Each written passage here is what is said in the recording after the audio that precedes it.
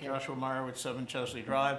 I'd like to share some details about police actions that I witnessed at UNH on May 1 in order to add to your discussion of whether the town's backup could have included more of Durham's expertise in de-escalation. The rally at May 1 started out very peacefully. It was at 5:37.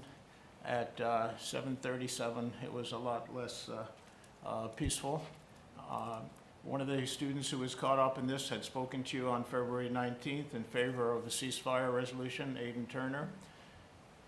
This was him after the police crackdown, arrested for alleged assault on the UNH Chief of Police, that they kept serious charge. They kept him overnight to the next afternoon.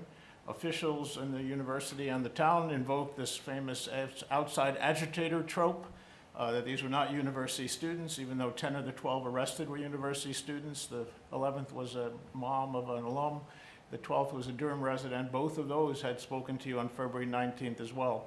I think Todd was somewhat misinformed about what had happened and described that these were people not necessarily from the university swelling the crowd, and they brought in stuff and barricades and encampments. The primary crowd swelling, as I saw, was the arrival of student counter-protesters who were waving flags, shouting USA, USA, calling the regular protesters terrorists, cheering on the police crackdown. The only identified outside agitator so far is the governor of New Hampshire, who hours before the protests called all these protests, which are often organized by Jewish Voice for Peace and many Jews, pure anti-Semitism. The university admitted that it was the governor, not them, that made the decision to bring in the heavy weaponry. And this was, again, hours before this protest started. The UNH claimed some things in the timeline, which I'll question. They said at 6:30 that Chief Dean attempted to enter a linked armed circle, de-escalate the situation, is physically prevented from doing so. He has to call in troops. Durham is called in to backup. What really happened, as I witnessed, was the normally very professional Chief Dean, out of uniform and unknown to the protesters, charged at peacefully chanting students to wrestle away a small rain flap for a tent. Hardly a de-escalation action. Aiden Turner observes, there's him on the right, does not engage with Chief Dean. Contrary to UNH claims, there are no locked arms, as you can see. There's no erected tent here. There's a wrestling chief of police. Aiden Turner watches, he circles around. He keeps his distance from Chief Dean.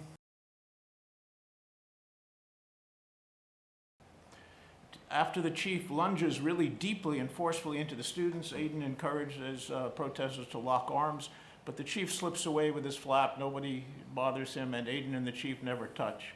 The chief returns to his command post with his confiscated tent flap, and then the police produce this completely false affidavit about Aiden, saying that he grabbed the chief, he shoved with him, they struggled, the chief was hurt by other things. Not true. The protesters did eventually set up a few small tents, but we now know from a right to know request by the media that the dean of students had written to the governor, who was pressing, do something, do something. So, well, actually, tents are not prohibited unless they camp overnight. So that means that the students were attacked and arrested for a pre-crime. They had not yet camped overnight, but nevertheless, the chief pointed out Aiden Turner to go after.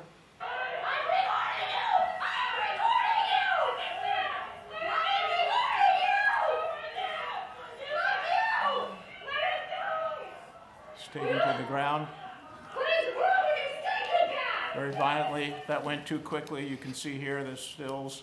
He's not running away. He's facing them. He doesn't know why. He's not told he's under arrest, and he's then put in jail by the highly regarded Captain Prosecutor Francis Weeks, who studied human rights and thought he could do a lot as a police officer to protect those rights. Arrestees had been told that you have to argue your case in court, but then the charges against the one counter-protester were dropped, raising some constitutional issues. The charges against Aiden Turner and others, including altogether four people who addressed you on February 19th, still stand, but Captain Weeks now invites other defendants to discuss the disposition of their case.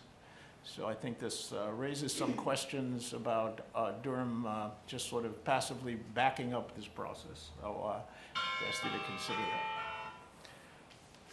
Thank you. Thank you. I also, since Wayne Burton mentioned last time a statement signed by 150 plus UNH faculty, I didn't require that.